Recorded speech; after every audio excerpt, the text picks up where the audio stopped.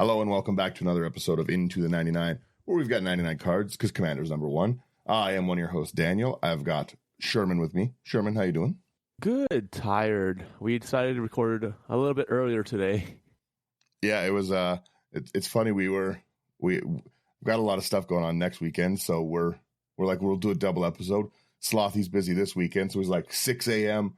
sharp. We got this, guys. I got other things to do. Let's do it. And then he's. Oh, my recording stuff got packed up, so... Yeah, because he's moving. Yeah, so here we are, sans slothy, sans sleep. Yeah, I don't blame him, but at the same time, like, because he didn't pack it. True. We'll have to harass him next time. I'm telling him we're recording at 4 next time.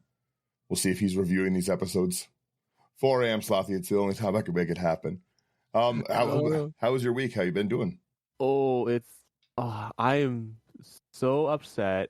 There's work was insane. Like, let's face it, my work tends to be insane. I love my job, but it tends to be insane because of the people that I have to deal with. So, yeah, you don't really ever get like a slow time, right? Because everyone's holidays, your busier time. Yeah. So, like, for people who don't know, like, I do sales online for a company, and like we're coming up to our slow months. Like June is when it starts to slow down, and then July and then August starts to pick up. So those 3 months are the only really slow times we have. Every other time we're busy, like especially during holiday season, so I'm working like 6 days a week, like close to 60 hours during that week. So it is what it is. Like my boss lets me sleep at work. There you go. Yeah, no, it's not good. Like we've been same for us. We're going into busy season with just Yeah. I also get to sleep at work though, so kind of nice. It's it's a nice little trend we get going. This week we had just like so before even that, the reason I'm tired, I gotta say this too. I have no concept at all of quantities. So I told my wife last night, I was like, you know what? We're going to quickly just do some meal prep. I'm going to run to the store. We're going to buy some stuff. I'm going to meal prep like some spaghetti sauce and some spaghetti. Easy, nice thing to get going. So my version of this is I got like 7 pounds of ground beef, which is a lot. Yeah. Ooh. So I made I made a lot of this like spaghetti sauce. I like to blend a lot of vegetables into it, kind of like bake them down, blend them, healthier, heartier kind of thing. And my kitchen scale only goes to 24 pounds.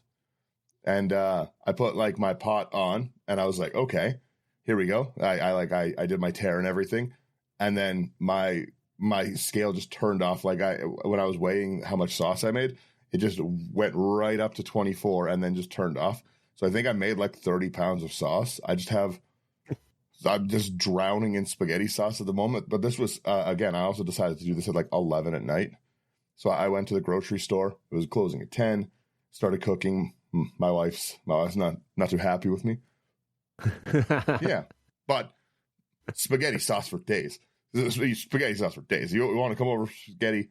I'm your man. Like, we got a lot going on. But yeah, that's kind of what I've been up to. One sec here. There we go. My voice already dying. I'm still a little bit sick. We were saying at the beginning of the episode that we are hoping that we're eventually all better. Yeah. Like all of us are still coughing, and like it's been like almost a month and we're still coughing. Yeah. It's crazy. It was crazy. One of the guys at my work, like I said, I don't know who got me sick. It was, I don't know if I got sick because you said, hey, I'm sick. I should stay home. I was like, I don't know, we'll record. I don't know if it was one of the guys at my work, but he had like bird flu. Oh yeah. So I was sick with something. I'll tell you that much. I was not doing wonderful. Oh, fun. Yeah. But so anyways, we were just talking before we started here, and Modern Horizons 3 is right around the corner. The price of all of it sucks. It's brutal. It's outrageous. Yeah, I'm buying singles. There's lots of great singles. There's some pretty cool commander options in it that I've seen already. We're actually doing 2 episodes today, so you'll see me back to back in this episode. If you're over on Patreon, you'll actually get to see the videos nice and early. And if not, you'll get them when you get them. Same with the Yeah. episodes. But yeah, so back to what this is. We're doing one of Sherman's decks right now. And yeah, with the price of how everything is, the price of how everything is, yes, it ties in. It's Omo. But I'm saying to everyone, you should be buying singles on this. Like they're reprinting everything. They've shoved Ragavan, Esper Sentinel in here, like the medallions. Yeah, the medallions in new artworks. Why not? Again, this isn't a modern set, which is making modern players angry. It's way too expensive, which is making Commander players angry. Yeah, like there's no winning here really for Wizards. It's like, because when you go through it, like I don't know any modern player that cares about the medallions.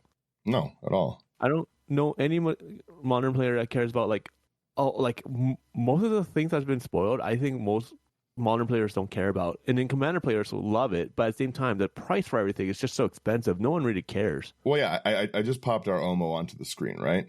That's your Commander of the week. Like, let's take it away first. But there's nothing. This isn't a card for Modern. No one's gonna care. It's, in fairness, it's from the Commander decks, because why wouldn't they start releasing Commander decks with the Modern deck? So yeah, why not?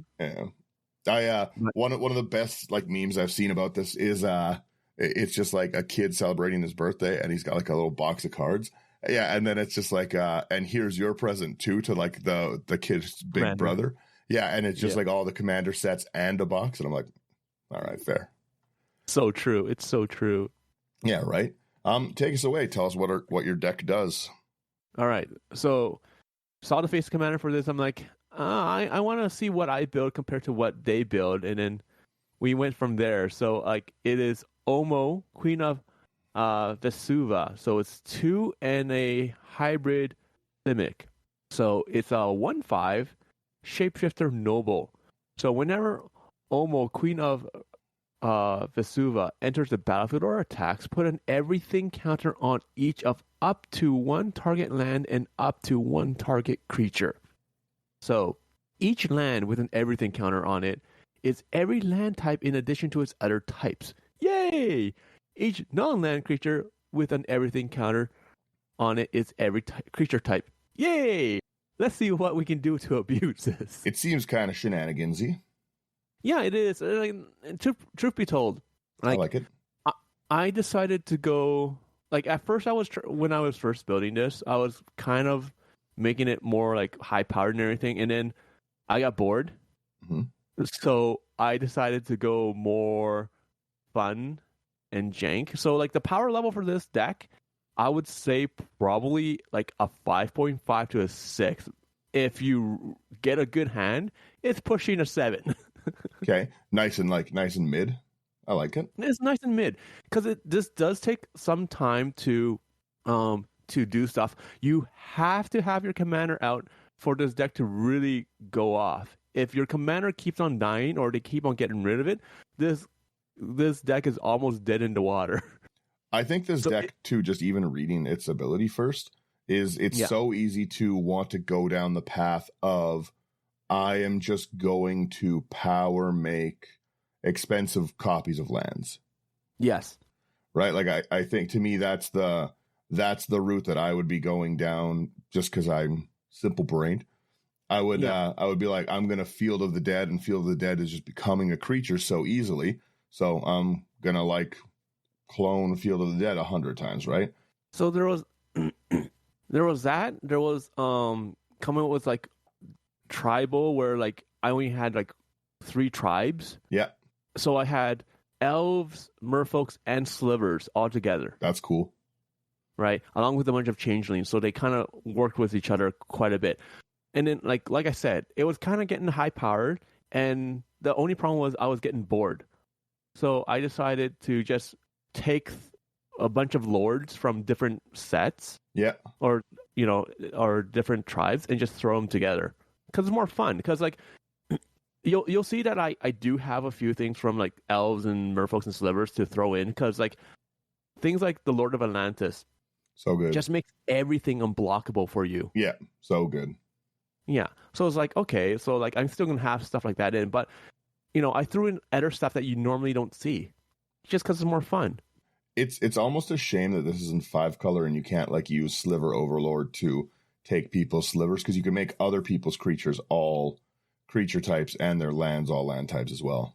Yeah, but the thing is, like, if Wizards made it 5-color, okay, It would everyone be a good would stuff file.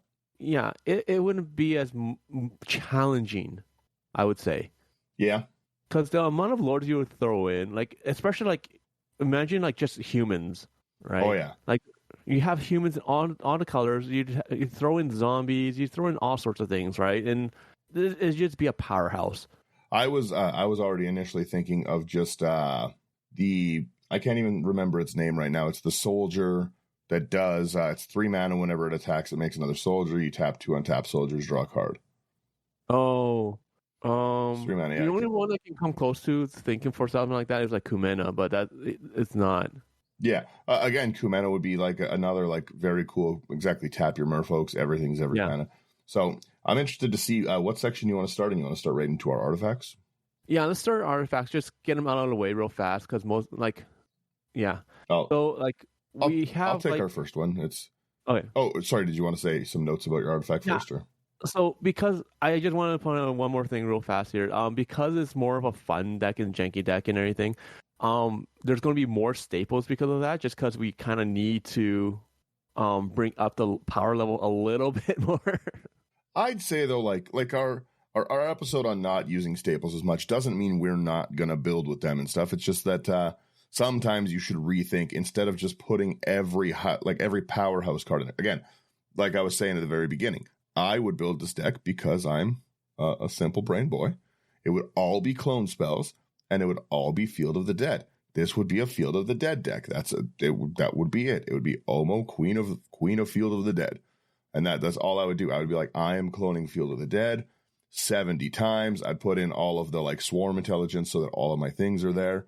And then I would just be like, okay, well, I have how many Field of the Dead triggers? 1,800. And I would just fill the board with zombies that don't do anything like I do every game. And then I just sit there and have 800 tokens of zombies. But my zombies are all creature types. It would never work. I would build this deck poorly. Poorly, but very expensively. Fair, yeah. This deck is not that expensive. It's like $165. Yeah, I saw that, and it didn't it wasn't a crazy high salt sum, like right at the middle. Yeah. So let's jump into the artifacts here. We've got our Arcane Signet. 2 mana, you tap, you add 1 color of your commander's identity. Great ramp. Yeah. The next one we have is Bident of Thassa for 2 double blue. Legendary enchantment artifact. Whenever a creature you control deals combat damage to a player, you may draw a card. So, like I said, we're going to have unblockable here because we want to make sure Omo attacks constantly, right? Yeah. So, and for 1 in a blue, you can tap it, and creatures your opponents control attack this turn if able. It's such an annoying ability. Yeah, it's very, very annoying. It's great for this deck because of the card draw, and like I said, we're trying to make things unblockable. One thing I forgot to point out about our commander: when the commander comes out, you will always target Omo first for the everything counter. Oh, interesting. So yeah, so like you target someone's land. Yeah, it's not. Sorry? It's not other things. Yeah, so you target your opponent's lands, and then the second everything counter for a creature, you always target Omo. Is it? You don't target anything else. Both every time? Oh, nice. Yeah. That's really cool. Up to. Yeah. Yeah. So you don't have to, but yeah, so you can, you actually, if you target an opponent's land, you get a lot of political favor from like helping out that way. We'll be right back. Ever thought modern video games should be more interesting? At the Gaming Blender, we take randomized genres, mechanics, and make a new game every episode. I've added permadeath. We have a survival game of a hardcore simulation, which could be House Flipper, and with the permadeath of XCOM. And that all has to be an action adventure. Yes. Oh dear. Yes. And sometimes it doesn't quite work. And you have a construction off over the course of the narrative. A construction off. The way we can do this is that we ditch your idea entirely. Check out the Gaming Blender on all your favourite podcast platforms now. Yes, especially like if they're like playing like 3-color and they're missing something. It's like, okay, like I'll put this counter on here. Just let me attack you next turn. It's only a 1/5. Yeah, No. very easy to say. I'm not going to be winning with commander damage. Let me help this out with that. I really like that. That's a great idea. Yeah. So it's just like let me in. I'll give you an everything counter. Okay, so you can like make that one island and a mountain. I So I things so like that, wish I right? could put Valakut in this deck. You have something that makes it so I could put all mana types into, and then you take it away from me. Animals, animals. We have a Decanter of Endless Water. It's 3 mana. You have no max hand size. You tap, you add 1 mana of any color. I actually forgot about this because I'm out of these, and this should be in my deck that we're going to do after, because it's such a good card. It's like one of the best rocks, I think. Yes. Yeah, it's a great card. It was like overlooked during when it came out during Baldur's. So, next one is a Daniel staple. Love It's it. Howling Mind. So for 2 mana, at the beginning of each player's draw step, if Howling Mind is untapped, that player draws an additional card. Preach it. It should be in every deck. Makes the games fun. We're trying to be friendly here. We're trying like Omo is a political card at first to get it rolling, get it started, right? Like we said, we're gonna help you mana fix. In exchange, you gotta Kind give of us leave us something. alone while we get rolling. Yeah. I like that. We have our Lightning Greaves to protect the commander. I assume it's eventually going to get out of control. If you've got like other lords and stuff, you probably want to make sure it's protected. Yeah. Yeah. So we've got our Lightning Greaves, 2 mana. Equip creature has haste and shroud, zoom fast, and equip for 0. Yeah. Then we have one of our first expensive cards. And it's something that's hard to find, unfortunately, but it is something that's needed in this, and that is Maskwood Nexus. It's 4 mana, and creatures you control are every creature type. The same is true for creature spells you control and creature cards you own that aren't on a battlefield. And if you tap 3 mana and you tap it, you create a 2/2 blue shapeshifter creature token with Changeling. This card will do a lot of work for you. This is like destroy on sight for your deck. You have to get rid of that card, yeah. Yeah.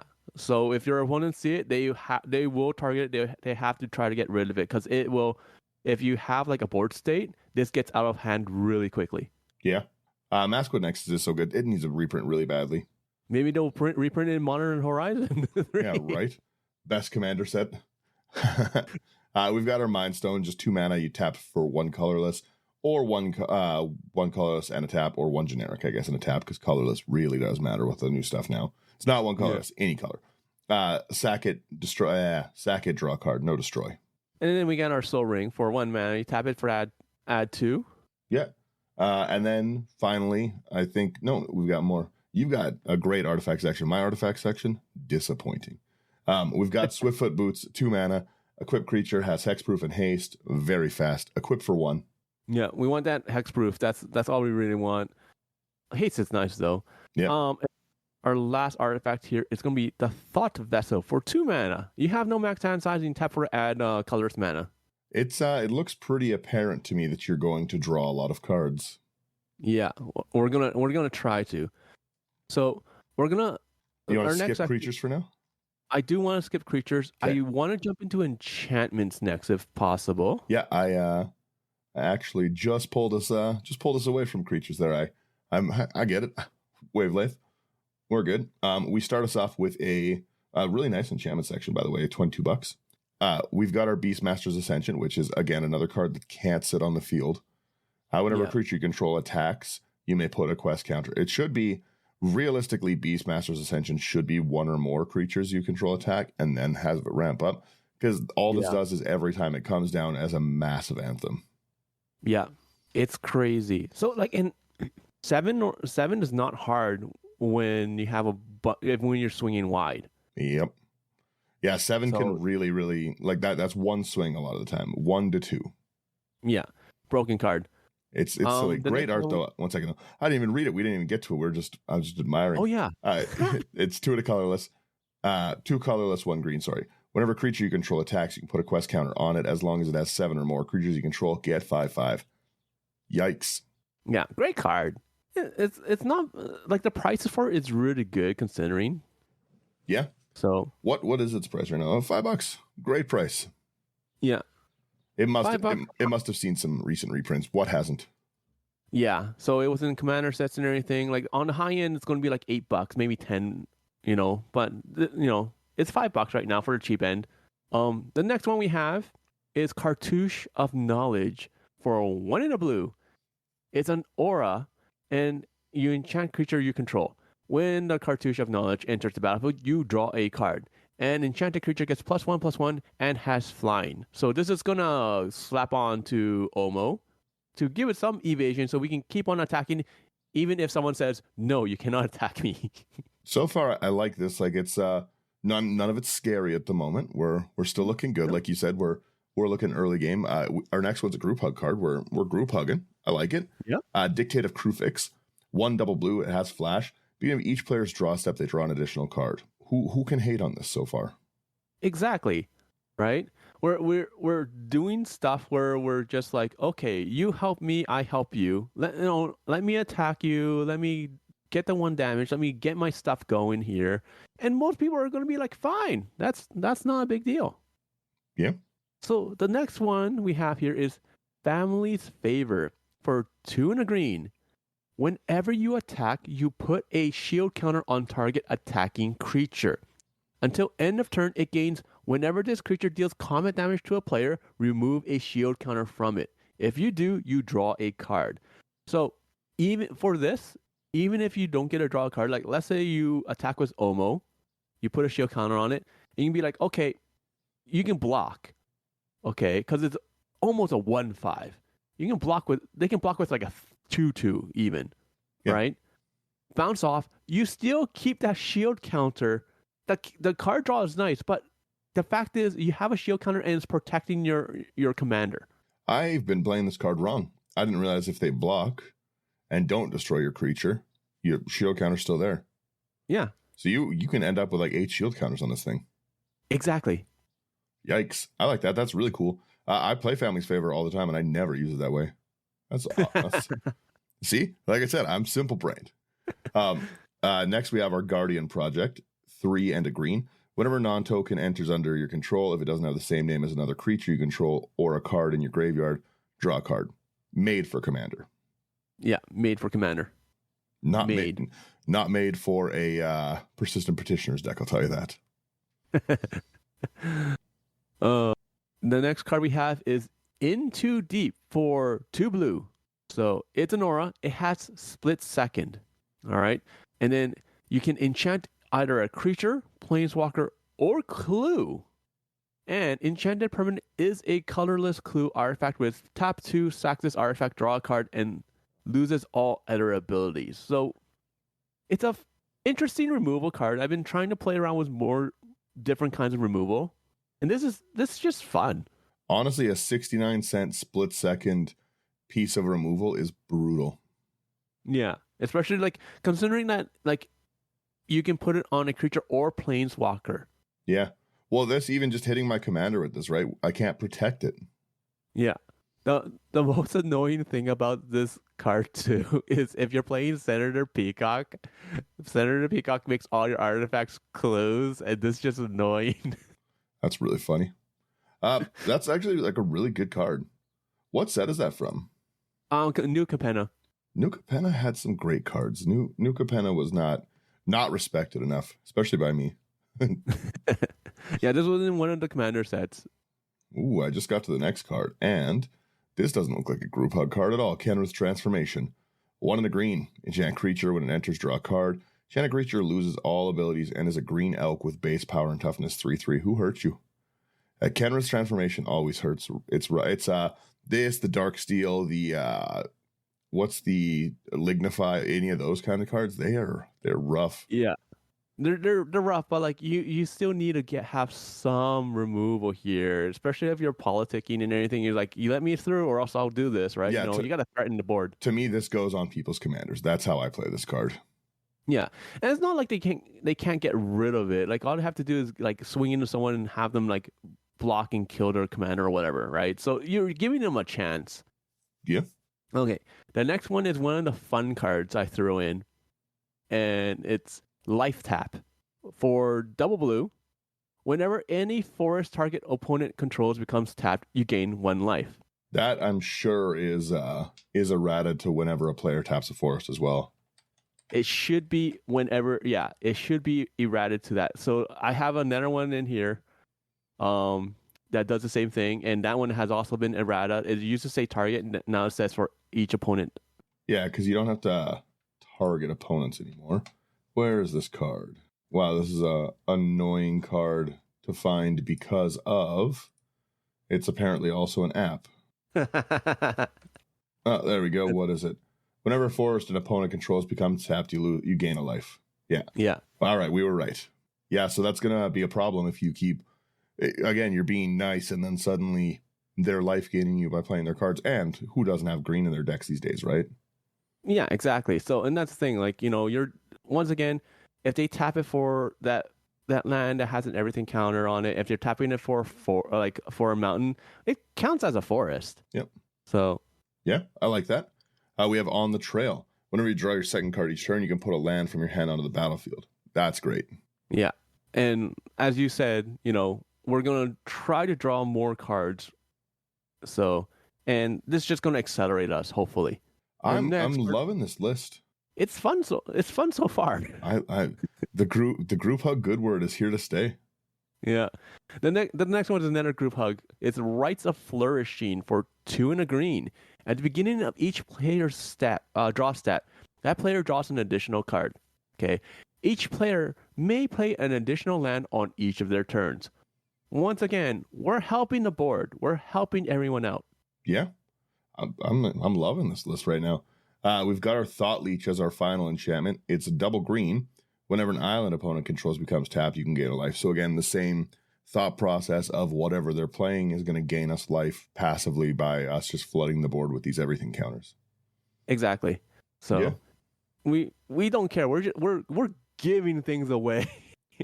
Again, that's just it's a passive ability for what we're already doing is awesome. Yeah.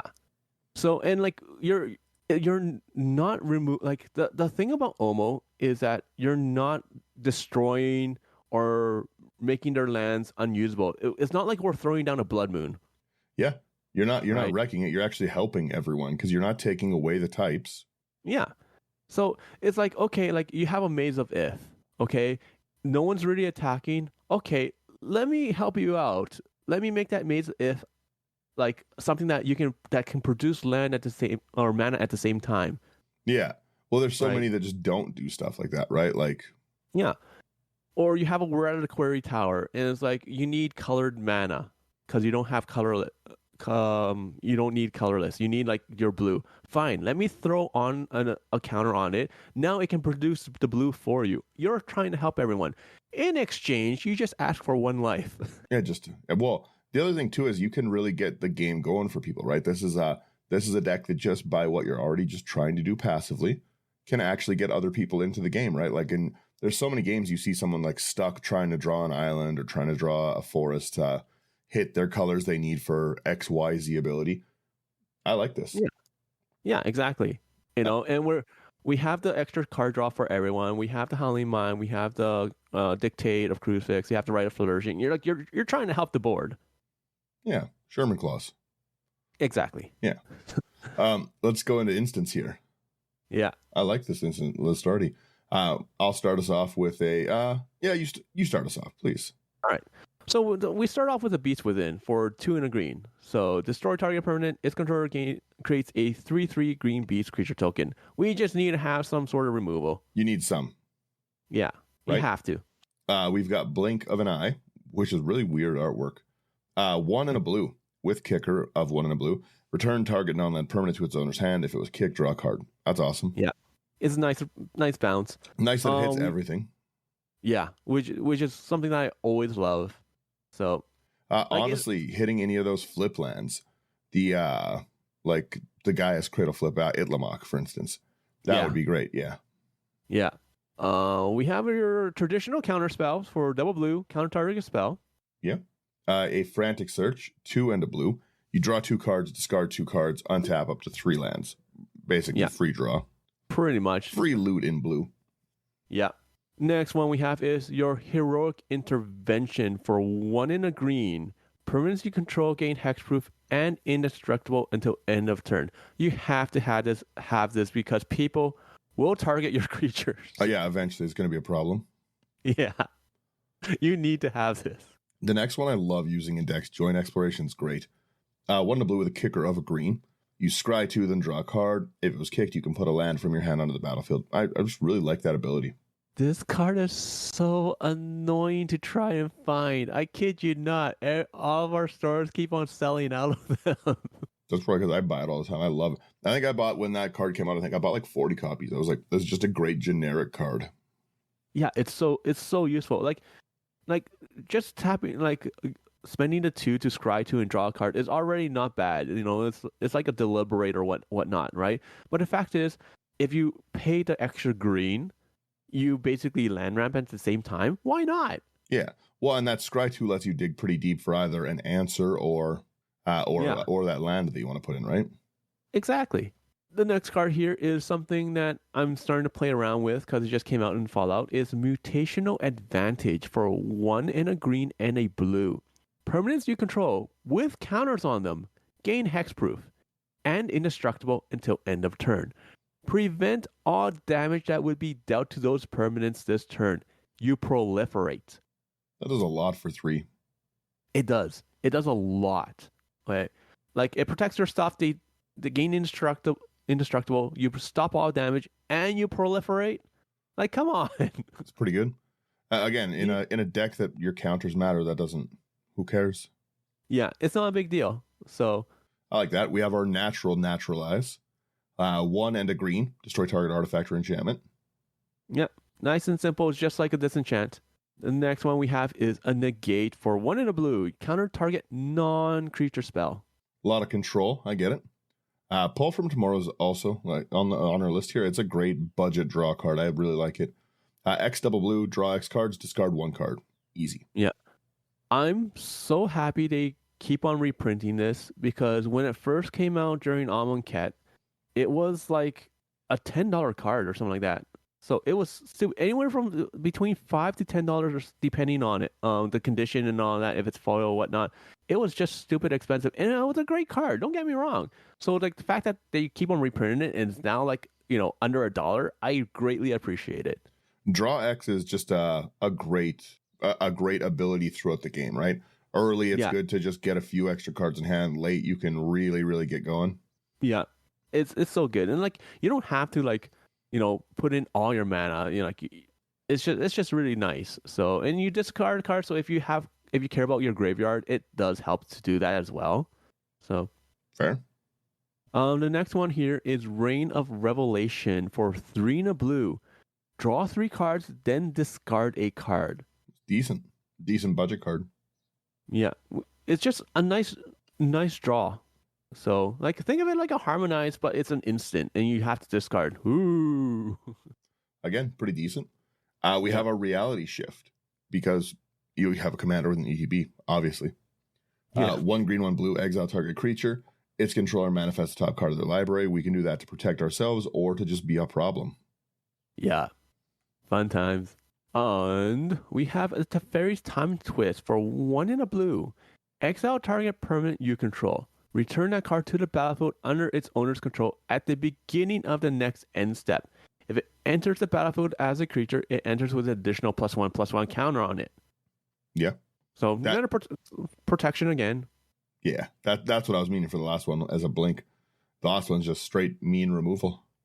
I always forget about Wilt, but Wilt is just a straight upgrade to Naturalize.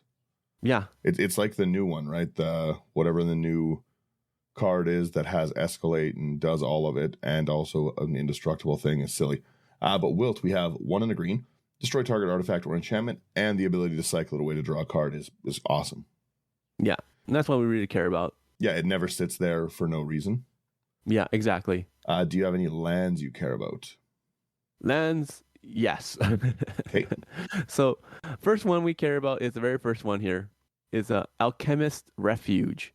So you can tap it for a colorless, or you can tap a blue and a green, and you can tap it, and you may cast spells this turn as though they have flash.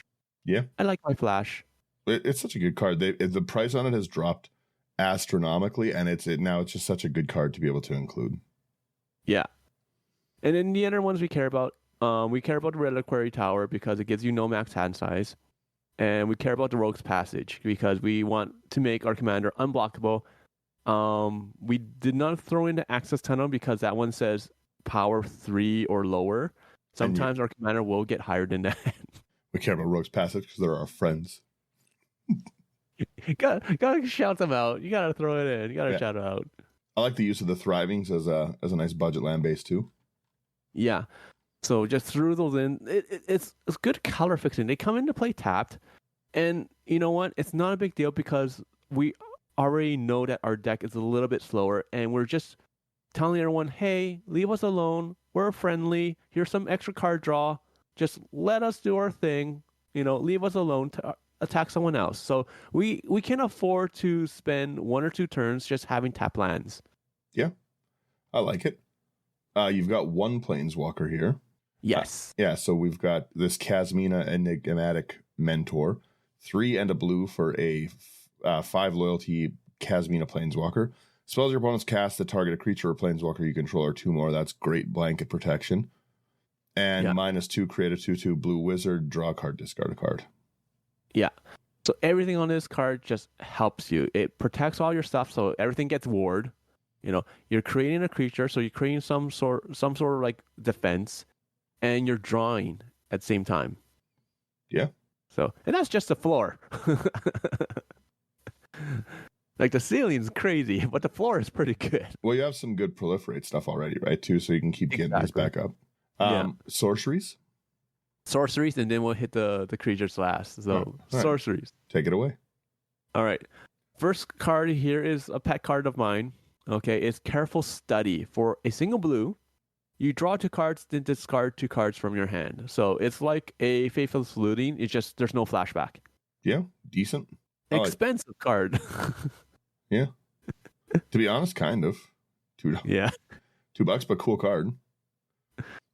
We have Curse the Swine, which is one of the better removal spells in blue that exists for creatures.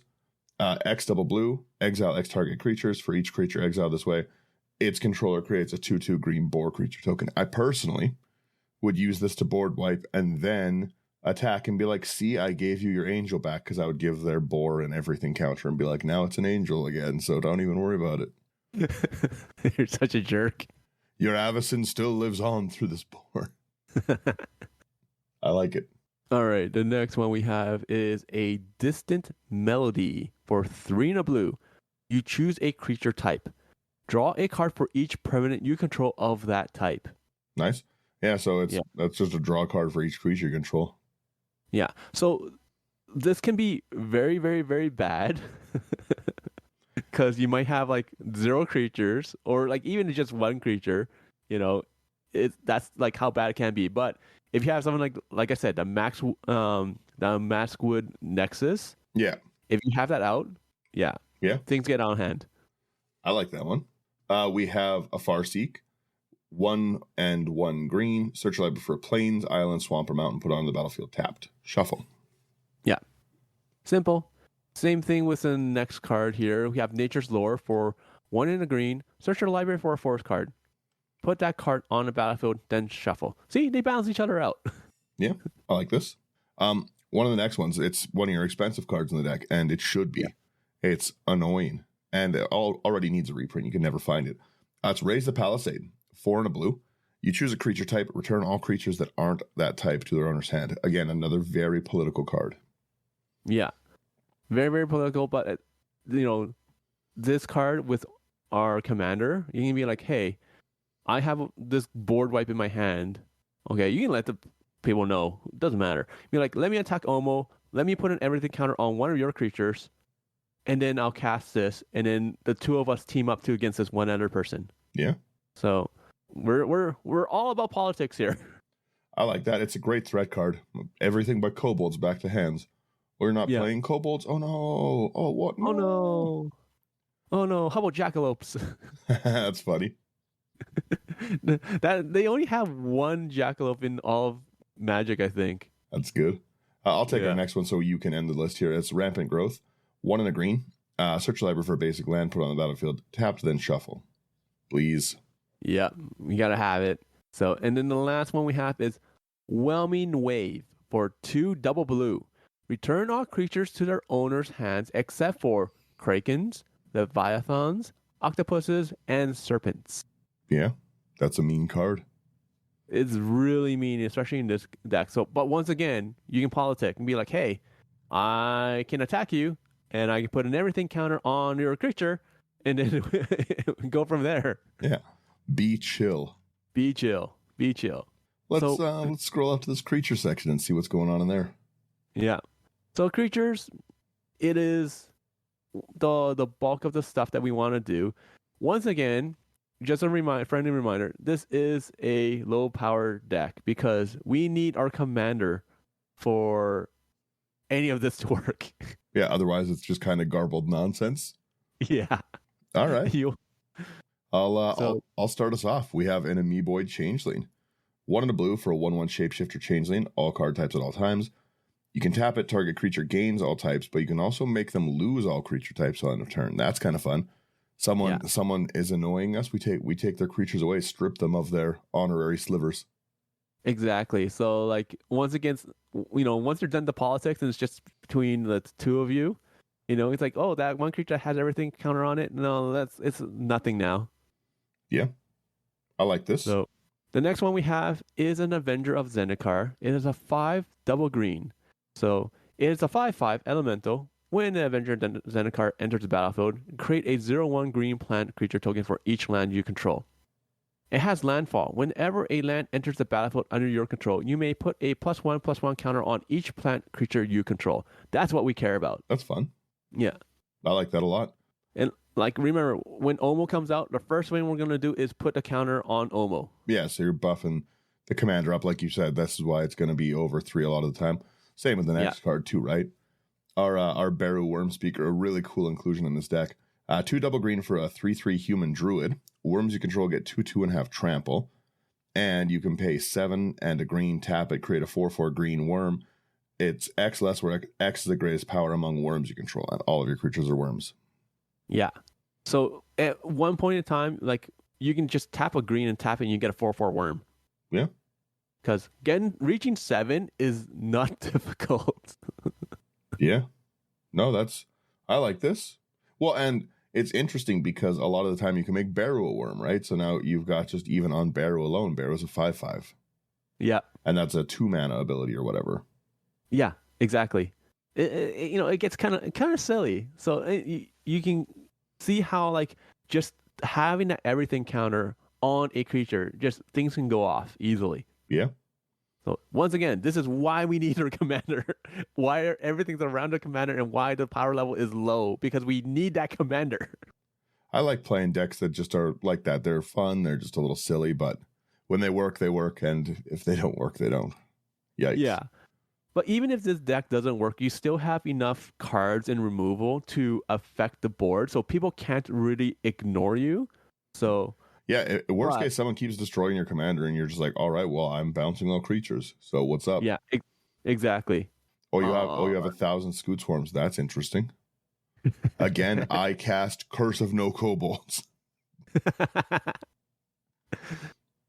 Okay. Curse of Raw. Curse of Raw. Next card we have here is a Biogenic Ooze for 3 double green. It is an ooze that is a 2/2. When it enters the battlefield, you create a 2/2 green ooze creature token. At the beginning of your end step, put a +1/+1 counter on each ooze you control. And for 1 and triple green, create a 2/2 green ooze creature token. I love that card. It's so good. It's so much fun. I also think it's interesting you have the next one. This is a really fun card, this Detective of the Month. We've got 2 and a blue. It is a 2/3 human detective with Ascend, so City's Blessing, get blessed up. As long as you have the City's Blessing, detectives can't be blocked, so now, again, further evasion. And whenever you draw your second card each turn, you create a 2/2 white and blue detective. Yeah. We have that card draw. You will get that detective creature token. Yeah. And with Omo, you put that everything counter on it. It is detective. It is unblockable. Go nuts. Yeah. The next card we have here, sad to say, I went this route originally. I'll go Slivers hard. This will be a Sliver deck. Is the Fusion Sliver for 1 in a blue. It is a 1/1. It is a Sliver. Whenever a Sliver creature you control becomes the target of a spell or ability an opponent controls, counter that spell or ability unless its controller pays 2. So all your Slivers gain Ward 2. Yeah, that's pretty rough. Yeah, so this incants Mina. Ooh. Yeah, pay 4 to try. Pay 4 to try, and then you still have counters and other things. Yeah. That's gross. We have a problem card already. I was hoping to see this in the list. Elvish Champion, 1 double green. All elves get 1/1 in Forest Walk. So you're rolling over everyone, because by this point in the game, when you drop this, everyone's gonna have a minimum of 1 forest because the everything counters. Yeah, it's like almost guaranteed. Yep. Yeah. That's pretty rude. The next one is a fun card. Okay, it's Feline Sovereign for 2 and a green. It is a cat. That's a 2/3. Other cats you control get +1/+1 and have protection from dogs. Oh, I like that. I didn't even I was just thinking of the bottom part, and I was like, that's cool. I forgot that all of you're making other people's creatures. That too, that's really cool. Yeah, so now you have your creatures have protection from your opponent's creatures when you put an everything counter on them. Yeah, so you just neutralize their biggest creatures. Yeah. And the second ability that Daniel saw and was focused on was whenever 1 or more cats you control deals combat damage to a player, destroy up to 1 target artifact or enchantment that player controls. That's great. We have unblockable. We've already gone through like basically 2 cards that says you are unblockable. Well, and they're also anthems, right? So Yeah. with both those out, they're like another 2/2 that have protection from things. I like that. That's mean. This is a great card. It's a cheap card too, but it's so great. Yeah, really, really functions in this deck. I like that Yeah. a lot. We have our Gale Rider Sliver. Sliver creatures you control have flying for 1 blue. Can't see how that could be a problem. Leave that. Nope. Don't even think about removing it. Just leave it alone. Yeah. Next one we have is a Gemhide Sliver for 1 and a green. It's a 1/1 sliver. All slivers have tap to add 1 mana of any color. The flavor text on this card is phenomenal. Squee had been disemboweled many times before, but never by something so stunningly beautiful. Oh. Yeah, so good. Squee's good. Oh, this is a gross card. Greybow Doyen. 4 and a green for a 2/4 elf archer. This is a problem. Other archers you control get 1/1, so another big anthem. Whenever an archer you control deals damage to a creature, that archer deals that much damage to that creature's controller. That is hugely problematic to try block. And that's the thing. Like, even if people try to attack you, they worry. Yeah, that's pretty aggressive. Yeah, this is one of the most aggressive cards in the deck. Well, so like that shuts down like any big commander that like tries to swing through. Like I've got like a 20/20 and it's like, okay, well, you're gonna die if you hit me. Yeah. And if you double up a block, right? Ooh, that's gross. Like double strike, sure, double strike me. I'm fine with that. Yeah, that's pretty cool. Okay, next one we have is Herald of Hoofbeats for 3 and a blue. It's a human knight that's a 3/3. It has horsemanship. Other knights you control have horsemanship. I'm seeing a theme here. I'm seeing why you want to get through. I'm seeing why you wanted to put some protection in the deck. That's mean. So like I said, slow deck takes a while to get going. You're not throwing like this is like one of the enders. You're not throwing this down on like turn 4, turn 5. No, this is gonna be like turn 7, turn 8 when boards have been established. You need to get through. You want to finish the game. You sandbag this into your hand. Yeah. You gotta wait. I like this card a lot. We have Cassetto Orochi Archmage. 1 green, 1 blue for a 2/2 snake wizard. A green and a blue target creature can't be blocked this turn again. Great evasion. If it's a snake, it gets +2/+2. And you can just mana dump into that and kill people with your commander if you have a ton of mana late game, which is hilarious. Yeah. Because remember, we have things like Gemhide Sliver. Yeah. So, yeah, it can get big. Well, again, a +2/+2 on a 2 mana. Like, you just like sink 10 mana into that and it gets +10/+10. That's pretty gross. Yeah, it's stupid. It's so stupid. And with all of our evasion. Well, and again, this target creature can't be blocked, so you're like, my snake commander bashes you in the face, you're dead. The next card we have here is your Lord of Atlantis for double blue. It is a 2/2 Lord.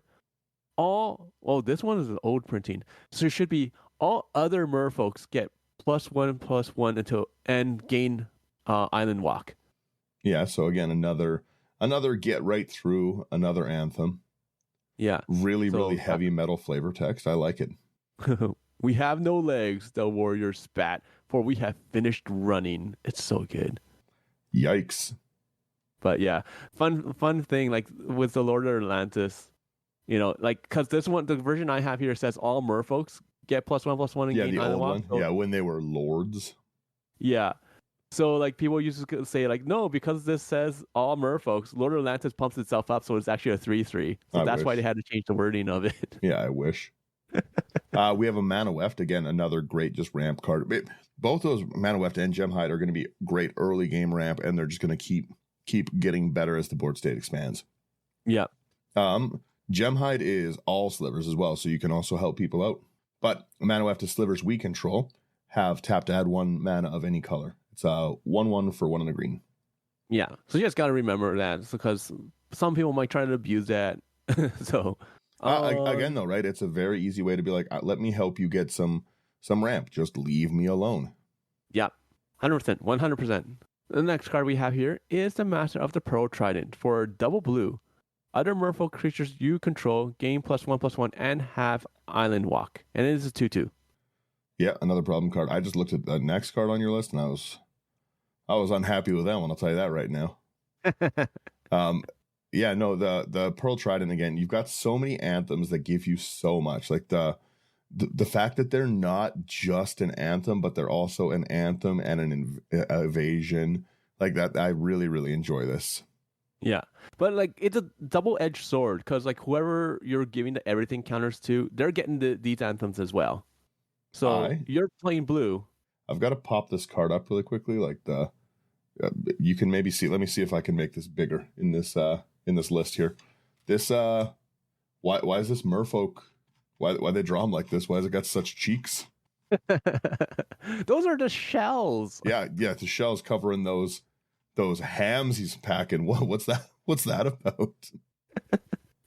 I just saw that. I was like, why they draw it like this? That's funny. Oh, I've gone too far. Yeah, no, that's an interesting artwork. Again, like I said, I've said this on so many episodes. We don't look at cards up close like this that often, right? So like it's when you see it on the screen like that, it's right there. It's right in your face. Pops. Okay, so we have this Mirror Galvanizer. 3 mana for a 2/2 artifact creature mirror. Nothing threatening there. Other mirrors you control get 1/1, which is another anthem. Mean. Pay 1, tap, untap each other mirror you control. Yeah. So it's almost like pseudo vigilance in a sense. Yeah. Well, as well, also pseudo land ramp. If you've got like 5 creatures out, you can just tap all of them with your Gemhide, get your 5 mana, pay 1, untap it. Yeah. You don't lose out on anything. Like, great ramp. So with the Mirror Galvanizer, especially like with another card that's coming up, this can go infinite. Ooh. for mana. I like that. A nice easy infinite mana. Yeah. Cast pull from tomorrow for 1,000. Kill myself. It's easy yet not easy, because you need to have both these cards out at the same time, or you need to have one out and then this one, and you'll see why later. But basically, like, it lets you, with the mana slivers and everything, you can just generate infinite mana as long as they have the everything counters on them, or the Maxwood Nexus is out. So it's, yes, we normally don't put infinite counters in Slow infinite. Or yeah, it's a small infinite, but it's so hard to get to. It's not a big deal. That's why I just kept it in. Yeah, it's not like a 2-card like Demonic Consultation, Thassa's Oracle. I win the game at 3 mana. What's up? Yeah, no, you need to jump through a lot of hoops in order to get this infinite combo. I like that. You got to earn this one. Yeah. The next one we have, though, is a Scion of Una for 2 and a blue. It's a fairy soldier. That's a 1/1. It has flash. It has flying. And it has other fairies you control get +1/+1. Other fairies you control have Shroud. Pretty mean. Yeah. So once we throw the everything counter on something, we're basically done with it.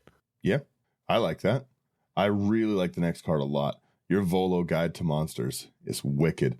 2, 1 green, 1 blue. Whenever you cast a creature spell that doesn't share a creature type with a creature you control or a creature card in your graveyard, copy it. Yeah. So this is where the Mirror Galvanizer can go infinite. Oh yeah, because they're not sharing a card. I don't know. Yeah. Does this work in this deck? Whenever you cast a creature spell? So like Volo comes out, okay, you cast a creature spell that doesn't share a creature type with a creature you control or a creature card in your graveyard. So yes, it makes everything, like you have Ono that has everything. So like I said, you have to jump through a lot of hoops to get the infinite combo. Okay. You cannot have Ono out or things with infinite infinite. Yeah, so you have to have it away from it for now. Yes. I like that. 100%. Because then you copy your you're getting a copy of the Galvanizer and then you untap one other. Bang, bang, bang, bang, bang, bang, bang, bang. Yeah. Like I said, I threw it in because I thought it was funny. It is a janky deck. This is like a non-bow card. Yeah. But once again, at the very beginning of the episode, I said this is more like a 5.5 to a 6 power level. If you're lucky, you push a 7. There is a reason why I have stuff like this in here. Okay, Volo literally does nothing in the deck unless you do not have anything out with everything counters on them. It's interesting. Once you don't have that, then Volo makes a huge difference, especially if you're casting things like Whelming Wave. Yeah. And you're returning everything to people's hands, or people are board wiping. It's like, okay, fine. I will rebuild with Volo starting off, and then I will go nuts. I love all the Volos so much. Yeah. So, but like that's the thing. Like Volo makes it difficult for people to want to board wipe. Yeah. So, because the moment they board wipe, it's like, all right, you board wipe, fine. Then I'll cast Volo. Next 2-3 creatures I cast will not be like. Will not have seen something else, and then you go nuts. Yeah. The next one I haven't seen, I don't think. It's a really cool card. Your Wirewood Hive Master. 1 and a green for a 1/1 elf. Whenever another non-token elf comes into play, you can put a 1/1 green insect into play. Why is that not in every elf deck? Why is it a 35-cent card? I don't know. That's crazy. So why is that not in my Galadriel decks that is all ETB? I don't know. Like the only I threw this in just because it seems like fun. Like I only have one other elf, so it's not that great because it says another non-token elf comes into play. Yeah, but again, if you have out your what's it called, your Maskwood Nexus. Yeah. So once again, like it's a fun janky card. It's off the bat, it's not going to do much. Yeah, it's not going to be super powerful in here, but still a really cool card. Really cool art on it too. Yeah, it's interesting. And like it's just one of those things like, okay, I have not built this deck. I just want to play with it. I want to try it out. So I'm going to throw in things like this just to play around with. Well, I like when you have a concept in mind and you know it's not going to be like this can't be like my full like gas pedal all the time deck. It's nice to know that like you can be like, I just want to play some fun things. Yeah. And that's the thing. This is a more fun card. It's not super overpowered. Okay. I only have one other elf for all the creatures, and then I have the Maskwood Nexus that makes everything elves. So if I have that out, yes, this can kind of go off, kind of not go off. But it's a fun card, and you don't see it. Yeah. Again, this is a card I want to put in a bunch of decks. Yeah. That's so dope. It's just one of those things. Yeah. The last card here. Yeah, try to pronounce that. Jeez. Let's see. Zolatoyak, the Smiling Flood. I'm gonna take your word for it. It's a 4, green and a blue. It is a Salamander Serpent. That's a 6/6. Whenever the Smiling Flood enters the battlefield or attacks, put a flood counter on target land. That land is an island in addition to its other types for as long as it has a flood counter on it. At the beginning of your end step, untap each permanent you control with a counter on it. Yeah, it's pretty good. So it's like a Seaborn Muse, yet not. For you, that's also putting flood counters on other people's lands. Yeah. So I like this. I like this deck a lot. This was a very cool deck. It is a fun, like, it's designed to be more fun than competitive or high powered. In all honesty, it reminds me of kind of like Ruckle Ramel. That's like a way that I went with this deck too, where I wanted to do things that were each creature type and stuff. You didn't put any of the mean stuff in here. You could have put the card that lets you tap 7 druids and take everyone's land. Yeah.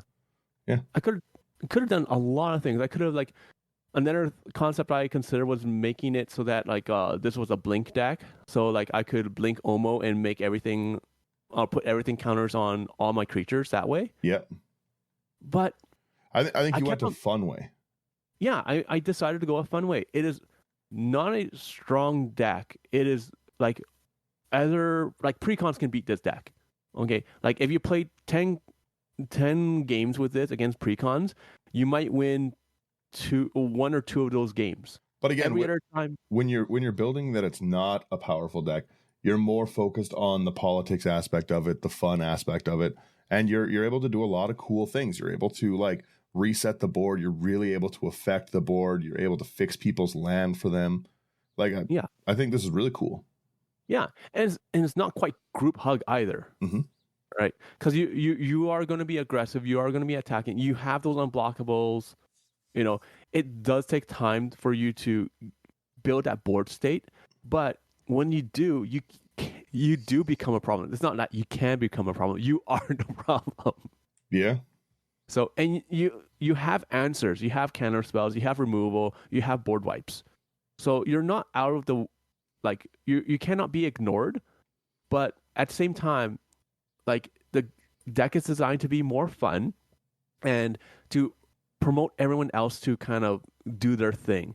And people are going to change their focus to those problem people. And like I said, you're going to sandbag. You're going to keep those certain cards in your hand and just wait. And you just got to wait and bide your time until, you know, that moment comes around and you strike. And it's like, here, I'm going to cast this. And all these creatures were out from last turn, so I don't need haste. I'm just going to attack you. They're all unblockable. Here's like 30 damage to your face. Yeah. So, yeah. But this was designed more to be fun than high-powered. Yeah, I like this. I think this, like I said, I like when you build decks and when Slothy builds decks, because you guys often go such a different direction. Like I said, I would have only gone into, I am going to clone creatures. Yeah. I know Slothy would, like, Slothy's the kind of person that tends to build decks that are fun, but they're very, very high powered. Yeah, Slothy puts a little more power into us. Yeah. So, like, he's starting to build into more fun territory. Like, he had a deck tech that we wanted to share, but unfortunately, you know, he's not here. Yeah, unfortunately, he got us out of bed early. Yeah. But it is what it is. But yeah, like, he's starting to go in that direction. But at the same time, like, you know, that's just how he is. That's his personality. He likes to go full steam ahead, right? Throwing this, and then, you know, later on, it's like, you know, you point out, hey, this is really strong, and Slothy's like, huh, is it? Oh, crap! I didn't realize it was that strong. No, I really, really like this list. Yeah. It's fun. It's fun. So, but I strongly suggest people try doing this with this commander, where you're not going for, like, high power. You're just having fun, because there's a lot of Anthem creatures out there that do silly things. Well, yeah, and there's a lot of really, really cool stuff too. Like even going, like, the more wizard based route, right? There's so many wizards in Magic that care about, like, wizards, right? Like there's a lot of different, like, tribes you can go hard into that would make this really, really fun based on, like, this kind of a shell. Oh yeah, 100%. And then, like, you know, because they're, like, you can go, like, so many different directions with this, like, especially, like, like you said, wizards, right? You have like, cards where it's like, oh, you tap a wizard, you draw a card. Yeah, or Azami Galecaster, where you, like, tap a wizard, bounce a permanent. Yeah, things like that. You know, you can throw in, like, a Mirage Mirror and, like, increase your anthems even more. Yeah, I like this. And that's a Howling Mine. Of course, I like it. Yeah, you know, like, or like you said, like, you're gonna go, like, the clones. You can throw in clones especially with the anthems and everything, just make copies of everything, and then you just go crazy because they pump each other up. Like even throwing in something like Orvar would be insane. Yeah. So I love Orvar. But yeah. Oh, I took mine apart. It's just too strong. It's not. Orvar's like Toxtrol. I've literally never seen. The only time I've seen anyone have any fun in an Orvar game is when way back in the day we all we were playing a stream game, and the three of you. Yeah, Brian left, and me, Zach, and Benson all grabbed our Orvar decks and just pretended we were blind picking. And then Benson's like, "Oh, I'm playing Orvar," and Zach's like, "No way, I'm playing Orvar." I was like, "Guys, you won't believe this. I'm playing." And we played a triple Orvar game against Brian, and that was hilarious.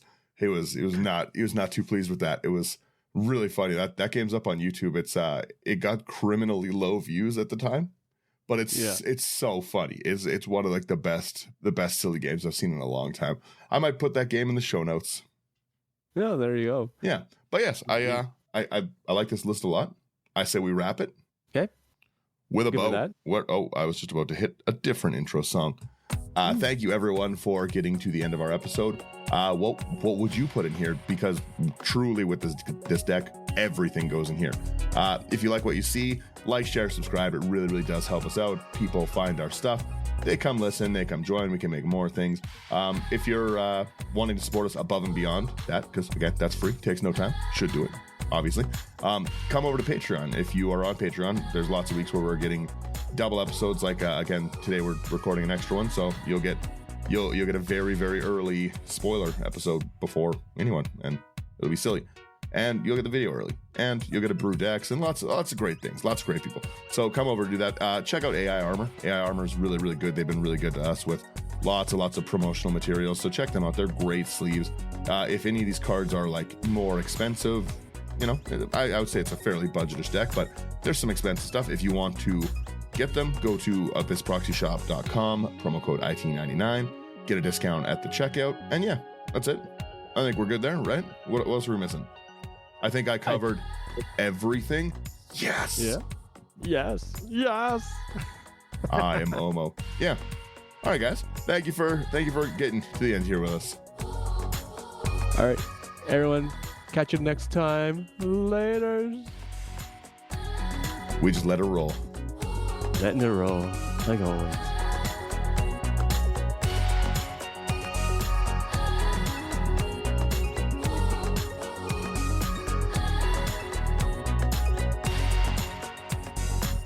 Peace out.